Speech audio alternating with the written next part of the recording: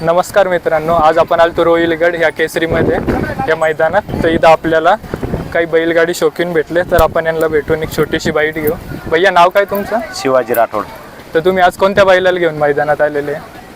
सरदारला. सरदार बिच्छू म्हणजे जसं हे गट पास झालं काय मैदान? नाही, गट पास नाही झाला. सेकंदात पळतो मी, पहिलंच मैदान आहे माझं. पहिलंच मैदान आहे 10 फेऱ्याचं. 2-3 नंबर केले. या आधी सेकंडामध्ये कुठे गुलाल वगैरे घेतलेला आहे बैल? वाशिमला 3रा नंबर केला होता. वाशिमला 3रा नंबर. त्यावेळेस कोण होतं बैलासोबत? फायर म्हणून होता अकोल्याचा. तुमचं म्हणजे घरचाच बैल होता का मित्राचा? दुसऱ्याचा होता. दुसऱ्याचं. त्यानंतर आता तुमच्या बैलाची किती दात आहे? 2 दात आहे. 2 दात. आणि तुम्ही जेव्हा घेतला तो आदंतमध्ये घेतला? आदत घेतला होता.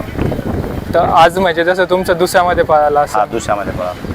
तर म्हणजे आता इथून पुढे जसं बैल तुम्ही कोणत्या मैदानात नेणार आहे? मैदानात शक्यतो सेकंदातच पळायचं, कारण की सेकंदात चांगला पळतो बैल.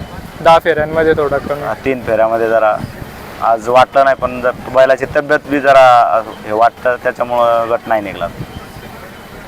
आणि अजून जसं काय काय वैशिष्ट्य आहे तुमच्या बैलामध्ये?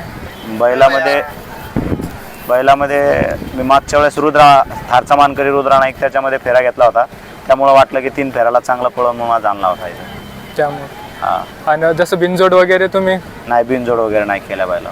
अजून फक्त शंकर. जसं तुमचं म्हणजे कुठलचं आहे तुम्ही? बखारी वडगावचे. बकरी. कुठं आलंय? जालन्याजवळ.